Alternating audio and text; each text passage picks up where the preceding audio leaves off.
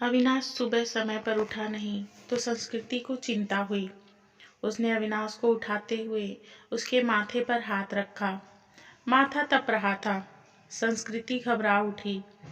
अविनाश को तेज बुखार था। 2 दिन से वह खांस भी रहा था। संस्कृति ने कल इसी वजह से उसे ऑफिस जाने से मना कर दिया था, मगर आज तेज बुखार भी था। उसने जल्दी से अविनाश को दवा खिलाकर माथे पर ठंडे पानी की पट्टी रखी। संस्कृति और अविनाश की शादी को अभी ज्यादा वक्त नहीं गुजरा था। 2 साल ही हुए थे। पिछले साल तक सास ससुर साथ में रहते थे, मगर कोरोना में संस्कृति की जेठानी की मौत हो गई तो सास ससुर बड़े बेटे के पास रहने चले गए। उसके बाद कोरोना का प्रकोप बढ़ता ही गया। पिछले कुछ समय से टीवी चैनल्स पर दिल्ली के अस्पतालों में कोरोना से जूझने वालों की हालत देखकर वैसे भी परेशान थी। कहीं वेंटिलेटर नहीं तो कहीं ऑक्सीजन नहीं। मरीजों को अस्पतालों में बेड तक नहीं मिल रहा था। ऐसे में अब उनका क्या होगा, यह सोचकर वह कांप उठी। जल्दी से उसने माँ को फोन लगाया। माँ, अविनाश को सुबह से बहुत तेज बुखार है, क्या करूँ? बेटा, यह समय ही बुरा चल रहा है। राजू भी कोरोना पॉजिटिव है, वरना उसे भेज देती। हम खुद उसकी देखभाल में लगे हुए हैं। तू ऐसा कर, जल्दी से डॉक्टर को बुला और दवाएं शुरू कर। हाँ माँ, वह तो करना ही होगा।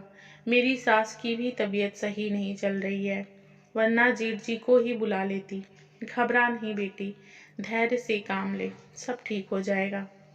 माँ ने समझाने का प्रयास किया। संस्कृति ने पति का कोरोना टेस्ट कराया। तब तक फैमिली डॉक्टर से पूछकर दवाई भी देती रही। इस बीच अविनाश की हालत ज़्यादा खराब होने लगी तो वह उसे लेकर अस्पताल भागी। 2 अस्पतालों से निराश लौटने के बाद तीसरे में मुश्किल से बेड का इंतजाम हो सका। सास ससुर और जेठ भी दूसरे शहर में थे, सो मदद के लिए नहीं आ सके। वैसे भी दिल्ली में लॉकडाउन लगा हुआ था।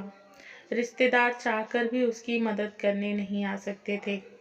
आस पड़ोस वालों ने कोरोना के डर से दरवाजे बंद कर लिए।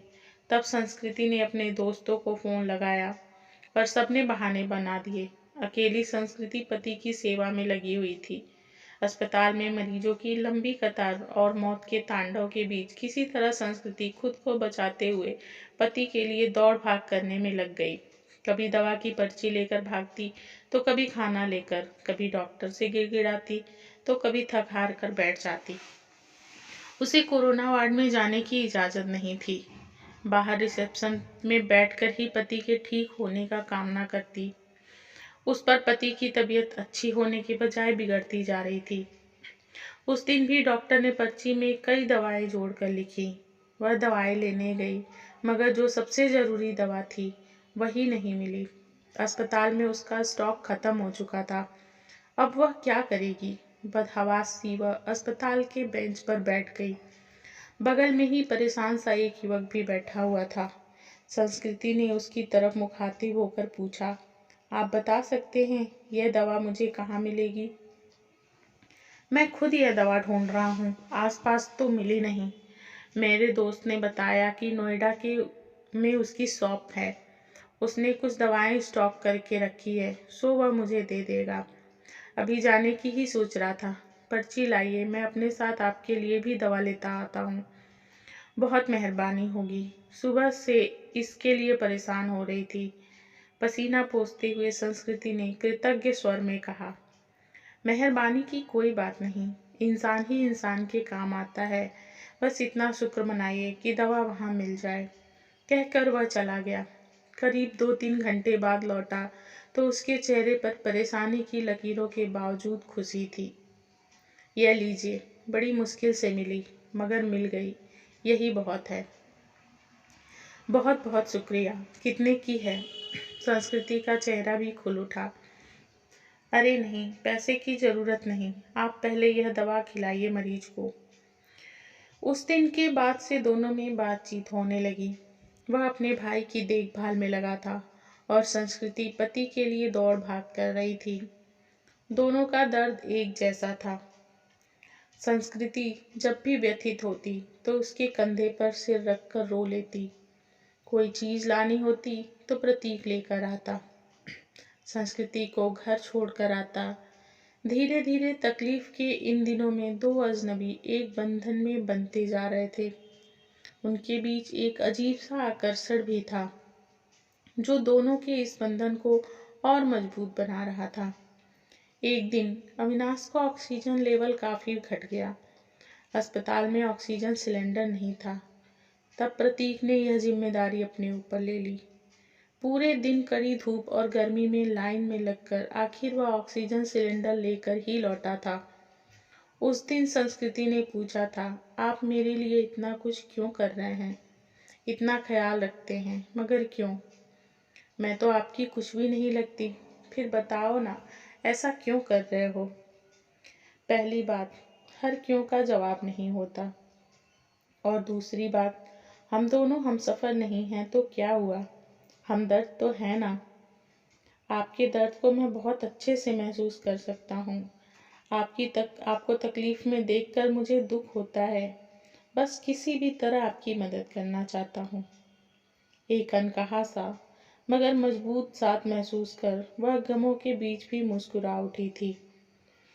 धीरे धीरे अविनाश की तबीयत और भी बिगड़ गई और उसको वेंटिलेटर पर रखना पड़ा। अस्पताल में वेंटिलेटर्स की भी कमी थी। कई वेंटिलेटर्स खराब हो चुके थे।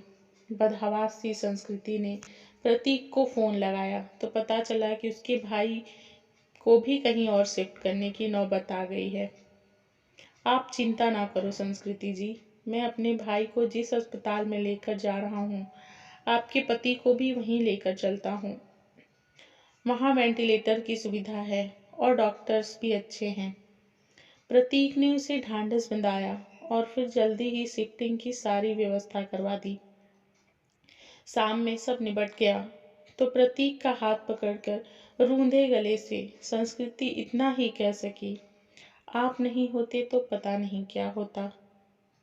मैं नहीं होता तो कोई और होता। अच्छे लोगों की मदद के लिए कोई ना कोई आ ही जाता है। ऐसा नहीं है प्रतीक जी, मैंने अपने दोस्तों, पड़ोसियों और परिचितों सबको देख लिया। इस कठिन समय में कोई भी मेरे साथ खड़ा नहीं। केवल आप हैं, जिसे 4-6 दिन पहले तक मैं जानती भी नहीं थी। आज लगता है जैसे आपके बिना रह ही नहीं सकती। उसकी बात सुनकर प्रतीक ने एक अलग ही नज़र से संस्कृति की तरफ देखा और फिर मुस्कुराकर चला गया। संस्कृति के दिल में अजीब सी बेचैनी होने लगी। वह सोचने लगी कि प्रतीक का साथ इस परेशानी के समय में भी कितना सुकून दे जाता है। अस्पताल में मरीजों के रिश्तेदारों की भाग दौड़ और परेशानियों के बीच भी चंद लम्हे वह केवल प्रतीक के बारे में ही सोचती रह गई। इसी तरह 2-3 दिन और गुजरे। अविनाश की हालत काफी गंभीर थी। फिर एक दिन सुबह सुबह संस्कृति को सूचना मिली कि उसके पति की मृत्यु हो गई। एक पल में संस्कृति को लगा जैसे वह अधूरी रह गई। उसका सब कुछ छिन गया। प्रतीक ने जितना हो सका उसे धैर्य बंधाया। कोरोना की वजह से वह पति के शव को घर भी नहीं ला सकती थी। लॉकडाउन लगा हुआ था, घर वालों का आना भी कठिन था। ऐसे में उसे समझ में नहीं आ रहा था कि पति को अंतिम विदाई कैसे दे। इस वक्त भी प्रतीक ही उसके काम आया। मुश्किल की इस घड़ी में सबसे पहले उसने संस्कृति को शांत कराया, फिर उसके पति को स्मशान तक ले जाने की सही से इंतजाम कराया। संस्कृति के साथ वह शमशान तक गया, फिर संस्कृति को उसके घर छोड़ने आया। संस्कृति लगातार रो रही थी। उसके हाथ पैर कांप रहे थे। प्रतीक समझ रहा था कि उसकी तबीयत खराब है, वह अकेली है, सो वह अपने खाने पीने को लेकर लापरवाह रहेगी तो और तबीयत खराब होगी। तब प्रतीक ने हाथ पैर धोकर और कपड़े बदलकर उसकी रसोई में प्रवेश किया और सबसे पहले चाय बनाई। संस्कृति के साथ खुद भी बैठकर उसने चाय पी।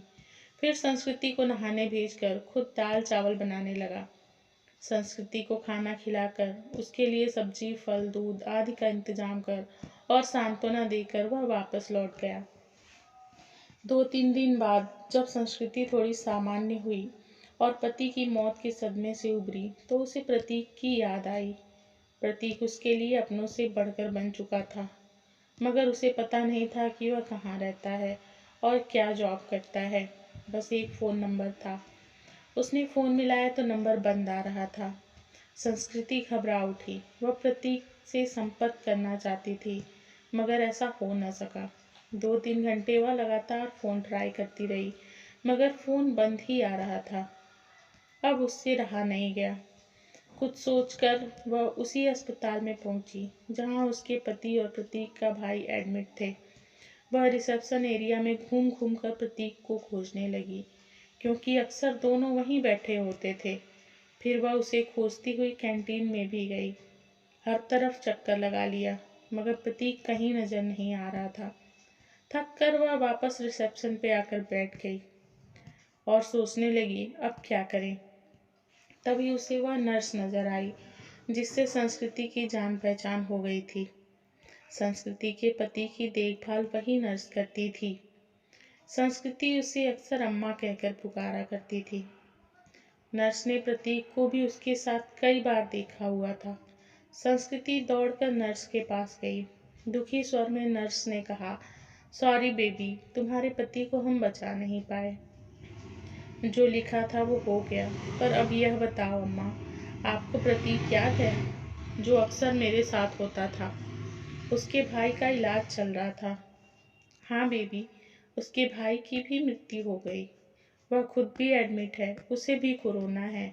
और जानती हो बेबी, वह तेरे पति वाले बेड पर ही है, बेड नंबर 125। सच अम्मा? आप उसे पहचानती हो ना? हाँ बेबी, पहचानती हूँ। तेरी बहुत हेल्प करता था, पर अब उसकी हेल्प करने वाला कोई नहीं है। अकेला है वह। मैं हूँ ना अम्मा। अब उसके लिए किसी भी चीज़ की ज़रूरत पड़े तो मुझे बताना। मैं उसके अटेंडेंट के रूप में अपना नाम लिखवा देती हूँ। ठीक है बेबी, मैं बताती हूँ तुझे। इसके बाद संस्कृति पूरे मन से प्रतीक की सेवा में लग गई। उसके लिए खाना, घर का खाना, फल, दवाएं वगैरह लेकर आना, उसकी हर जिम्मेदारी अपने ऊपर ले लेना, डॉक्टरों से उसकी तबीयत की हर एक जानकारी लेते रहना, जैसे काम का वह पूरे उत्साह से कर रही थी। इस बीच प्रतीक की हालत बिगड़ी और उसे आईसीयू ले जाने की ज़रूरत पड़ गई। इसके लिए अस्पताल के क्लर्क ने उससे आगे आकर एक फॉर्म भराया। उसमें मरीज के साथ क्या संबंध है यह लिखकर हस्ताक्षर करना था। संस्कृति कुछ पलों के लिए सोचती रही कि वह क्या लिखे। फिर उसने खाली जगह पर पत्नी लिखकर साइन कर दिया। क्लर्क को कागज थमाकर वह खुद में ही मुस्कुरा उठे। 2-3 दिन आईसीयू में रहकर प्रतीक की हालत में सुधार शुरू हुआ और उसे कोविड वार्ड में वापस शिफ्ट कर दिया गया। 7-8 दिनों तक लगातार सुधार होने और रिपोर्ट निगेटिव आने के बाद उसे डिस्चार्ज भी कर दिया गया। इतने दिनों तक संस्कृति ने भी अपना खाना पीना और नींद भूलकर दिन रात प्रतीक की सेवा की थी। डिस्चार्ज वाले दिन वह बहुत खुश थी। उसने सीधा अपने घर के लिए कैब बुक किया और प्रतीक को अपने घर ले आई। प्रतीक ने टोका तो संस्कृति ने थोड़े शरारती अंदाज में जवाब दिया, मैंने फॉर्म में एक जगह यह लिखकर साइन किया है कि मैं तुम्हारी पत्नी हूँ, और इसलिए अब मेरा और तुम्हारा घर अलग अलग नहीं बल्कि एक ही होगा। मगर संस्कृति, लोग क्या कहेंगे? लोगों का क्या है प्रतीक? जब मुझे ज़रूरत थी तो क्या लोग मेरी मदद के लिए आगे आए थे? नहीं ना। उस वक्त तुमने मेरा साथ दिया था, अब मेरी बारी है। इसमें गलत क्या है? तुम थोड़े ठीक हो जाओ, फिर सोचेंगे कि क्या करना है। संस्कृति ने अपना फैसला सुना दिया। करीब 10 दिन संस्कृति ने जी भर कर प्रतीक का ख्याल रखा। हर तरह से उसके सेहत के पहले की तरह बनाने और खुश रखने का प्रयास करती रही। संस्कृति एक संयुक्त परिवार से संबंध रखती थी। ससुराल में धन संपत्ति की कमी नहीं थी। यह घर भी पति के बाद उसके नाम हो चुका था। पति ने उसके लिए काफ़ी संपत्ति और गहने भी छोड़े थे।